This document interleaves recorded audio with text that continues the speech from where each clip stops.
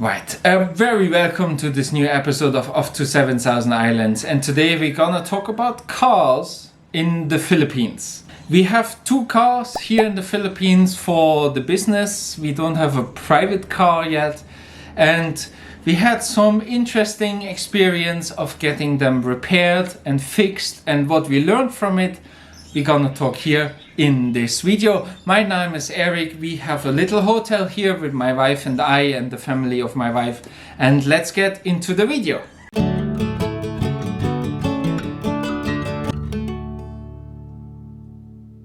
Yeah, we live here in the province. We don't live in Manila or a big city. We live far out in Mindoro, a little town. And in case you hear some background noises, birds and roasters and all this kind of stuff, this is because I opened the windows to get some breeze and to not always use the aircon. But we talk about cars. We have a Vios, that's a Toyota Vios, and we also have a pickup truck Toyota Hilux. They're both already a few years old, not the newest, and the Vios we had recently repaired, and we went to Toyota in Manila, and this is an official garage, car garage, to get it fixed. And then they ordered parts. You needed to wait for 3 months. Then the parts were there. It took ages, cost a lot of money. And what I forgot, in the garage from Toyota, they also put our wipers, our windscreen wipers, out of sync, and a few screws were not tightened, so it was very bad experience.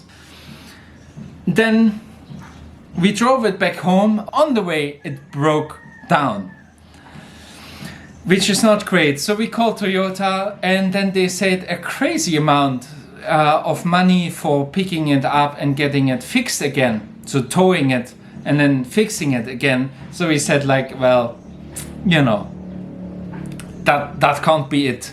So they picked it up, towed it, but then we brought it to another garage, which we got recommended from friends who have quite expensive cars, and they get them fixed there. So it's a private garage, and they did a great job. So we drove it back home. It was everything fixed within a few days. We drove it back home here, and then a few weeks later a cooling pipe broke in the radiator, or on the radiator. So we brought it back to that garage. Didn't overheat or anything, but it wasn't great either. And they showed us what was broken, and basically one time in some other garage someone fixed that pipe already, just with some epoxy, a plastic pipe, and of course with the vibration or some stone which flew up on the roads here. They're not very clear, so there's little stones and everything laying around. So it broke again, and that's why it leaked cooling liquid. So we replaced it with a metal pipe, or they replaced it, and then it was actually working. But then everything is fixed now, which is great. And yeah, that's just life here. So you buy a new car because used cars are really hard to get, and you don't know what they did and how it is and all this kind of stuff. If you don't know that person, then it's very difficult to buy a used car. And often other expats, they have cars for sale, and I think I can trust them. The problem is they have really big cars, and if they're only like 5 years old, I still cannot afford them. Like, we don't have that much money. We are fairly young, and a big Ford pickup or something like this is out of our reach. We can't afford that. But our cars are paid off, and we recently also got the oil change and all this kind of stuff, filter changes, and that in a good garage here closer by in the next town for our Hilux, which is a diesel engine. And they did a really good job. And they have the original parts, they have good parts, it looks very legit. Because one of the problems here is people cut corners because everything is expensive, so it's very difficult.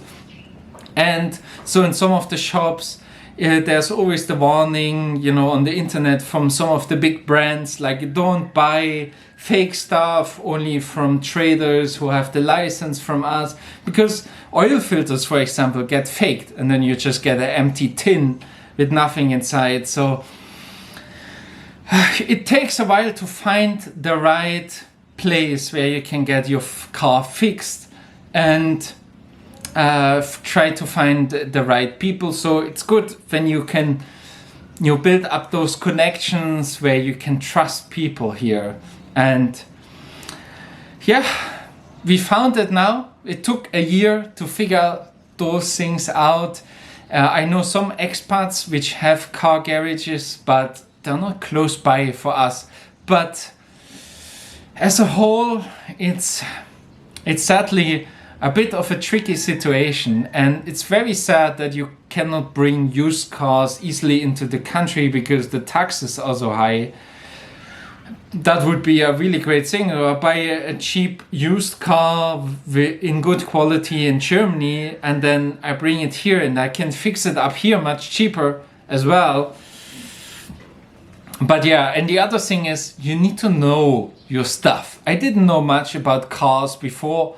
I like cars, but I didn't know much about cars before, and now I'm learning. I'm always in the garages, I look what they do, I get it explained, I ask questions, because you kind of need to know stuff here. You need to know a bit of plumbing, a bit of electricity stuff, you need to know the things, because when you go somewhere you need to check if it's good quality or to the quality you want it to be, because the price here is a big factor, and people often just want the cheapest option and not the best option because people don't earn so much money. So, and that's very understandable, but if you want your car to live very long, you want the best option and not necessarily the cheapest option. And when you, like, you know, we always put money aside for car repairs or other repairs so that we are ready when something hits. You know, like sometimes you need to buy a new freezer on the spot for the hotel and all this kind of stuff. So you need to have some money to decide for those kind of things. And then you can go to the best option. But the best option seemed to be not the contracted garages from the car manufacturers, because I asked around and people had problems with Ford, Suzuki, Toyota, Honda, and a few others. So it's like, it's not just Toyota which was a bad experience, but also other companies. And I just wanted to talk about it here in this video. Our experience, what we learned so far. Please write in the comments what you have made for experience and how it was for you. Maybe, or you're just starting on your journey and that was a warning for you, then please give it a like in this video. If you haven't subscribed to our channel, can I ask you to consider subscribing to support us a little bit? And we are not monetized, but it's really nice to see some new people coming to our channel as well and showing that by actually subscribing, not just watching. So thank you very much, and I see you in the next one with something again like a vlog type probably. So see you next week every Tuesday.